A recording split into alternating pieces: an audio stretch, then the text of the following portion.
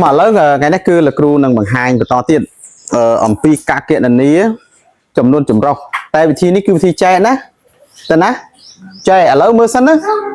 nhưng mưa sân à lớn chấm luôn chấm rau ní cứ che chấm muối nắng chấm luôn chấm rau ta cái cheอย่างmày món đồ môn này cai che đại như xuống cứ mùi thằng óc cứ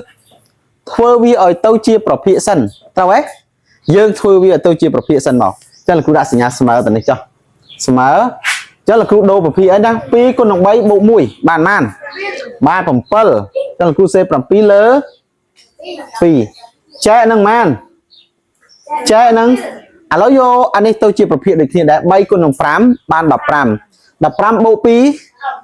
đập phẩm pearl tiền ok nhưng đặt đập phẩm pearl phía man hiện 7 ឃើញទេអញ្ចឹងប្រភេទទី1នេះគឺយើងចែកប្រភេទទី2ឬក៏ប្រភេទចែកនឹងប្រភេទអញ្ចឹងយើងផ្អែកទៅលើនិយមន័យដើម្បីចែកប្រភេទនឹងប្រភេទគេយកប្រភេទទី1នេះប្រភេទទី1ទៅគុណនឹងចម្រាស់ប្រភេទទី2តើទេអញ្ចឹងអានេះគឺប្រភេទទី1គឺលោកគ្រូសេប្រភេទទី1គឺស្មើ7លើ2គុណនឹងចម្រាស់គឺក្មួយបោះ3ឡើងលើហើយយក17មកក្រោមវិញតើទេអញ្ចឹងលោកគ្រូសរសេរបាន3ភាគម៉ានភាគ17ឃើញទេបើយើងឃើញទេអញ្ចឹងបានន័យថា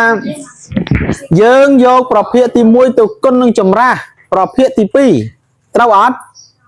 យកប្រភេទទី1ទៅគុណនឹងចម្រាស់ប្រភេទទី2នេះប្រភេទទី1របស់យើងគុណនឹងចម្រាស់អញ្ចឹងបានន័យថាគុណចម្រាស់បោះ3ឡើងលើឲ្យ17ចុះក្រោមវិញ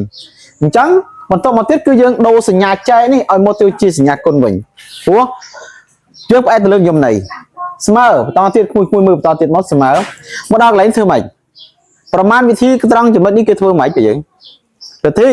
មើលនេះសិនប្រមាណវិធីកន្លែងនេះគេធ្វើម៉េចគឺយើងគុណមែនទេពួកយើងមានសញ្ញាគុណទេតើ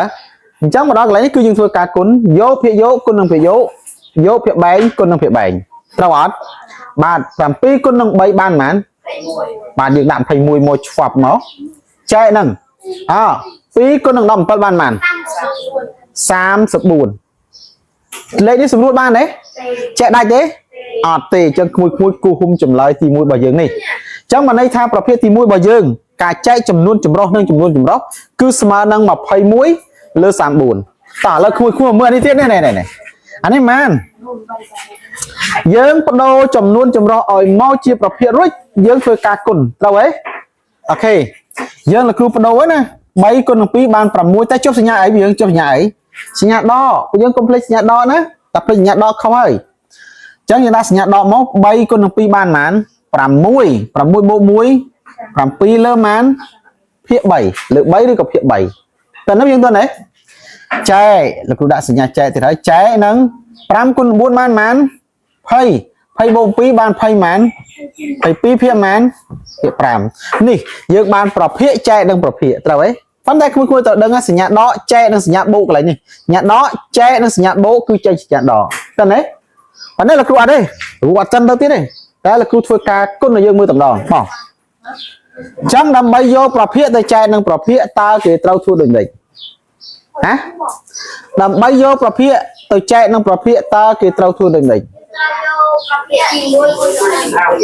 បាទយើងត្រូវយកប្រភេទទី1ទៅគុណនឹងចម្រាស់ប្រភេទទី2ត្រូវទេបាទលោកគ្រូសរសេរប្រភេទទី1គឺដក7គ្រូដាក់សញ្ញាចេះមកសញ្ញាដក7ភាគ3នេះវងខ្យល់ណាវងខ្យល់គឺលោកគ្រូបិទសញ្ញាដកនេះបិទវងខ្យល់មួយហើយយើងគុណជាមួយនឹងចម្រាស់ប្រភេទទី2នេះប្រភេទទី1នេះប្រភេទទី2ត្រូវអត់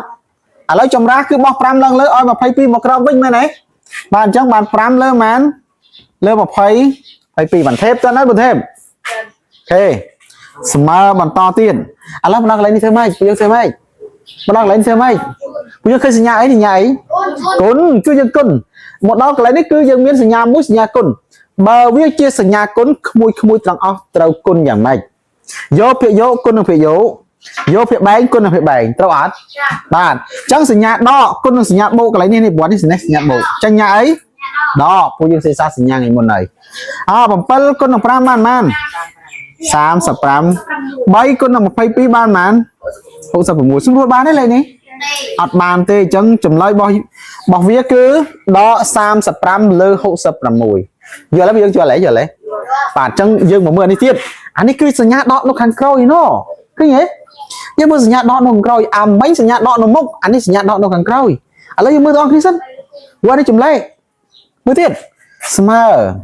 ឥឡូវយើងបដូរចំនួនចម្រុះនេះឲ្យទៅជាប្រភេទទៀតហើយមែនទេ4ម្ដង4 4 3 7លើម៉ាន4ចែកនេះអាចប់អានេះសញ្ញាដកញ៉ាំដកធ្វើម៉េចពួកយើងត្រូវដាក់វងក្រចកដូចគ្នាត្រូវអត់បាទដើម្បីឲ្យយើងហេតុអីបើយើងត្រូវដាក់វងកញ្ចក់ដោយសារវាមានសញ្ញាដកទៅពីរបើយើងមិនដាក់វងកញ្ចក់ទេមានសញ្ញាដកផងសញ្ញាចែកផងអត់ត្រូវទេគឺវានៅជាប់គ្នាពេកអញ្ចឹងយើងដាក់ដាច់កន្លែងគឺយើងប្រើវងកញ្ចក់សញ្ញាដករួចបន្តមកទៀត4គុណ2គុណនឹង2បានប៉ុន្មាន4មក5 9នេះប្រភេទរបស់យើងគឺ9ភាគ2បិទវងកញ្ចក់មួយណែមកដល់កន្លែងនេះសញ្ញាចែកនេះគឺយើងធ្វើការផ្អែកនិយមនេះទៀតហើយដើម្បីចែកប្រភេទនិងប្រភេទគេយកប្រភេទទី1ទៅគុណនឹងចម្រាស់ប្រភេទទី2តើណាអញ្ចឹងស្មើតទៀតមក7លើ4គុណនឹងចម្រាស់ធ្វើម៉េចយើងត្រូវបដូរប្រភេទទី2នេះឲ្យខាងក្រោមទៅខាងលើឲ្យខាងលើមកខាងក្រោមវិញតើណាបាទអញ្ចឹងសញ្ញាគឺយើងប្រើសញ្ញាដកដដែលមកគឺ2ភាគ5 4មកដល់កន្លែងធ្វើម៉េចបូកសញ្ញានេះសញ្ញាបូកគឺកដកកន្លែងនេះបូកចុះឥឡូវបូកគុណនឹងដកចេញអីដកអូខេល្អដកយើងធ្វើការគុណភាគយកនឹងភាគយកគុណភាគ3នឹងភាគ3ទៅ7គុណនឹង2បានប៉ុន្មាន14 4គុណនឹង9 36លេខនេះសម្រួលបានទេបានពីព្រោះខាងលើកលេខគូខាងក្រោមកលេខគូយើងសម្រួល7បាទអញ្ចឹងនៅជាប់សញ្ញាដកដដែលណាសញ្ញាដកនៅជាប់ដដែលកុំឲ្យបាត់14ចែកនឹង2បាន7 36ចែក2បានប៉ុន្មាន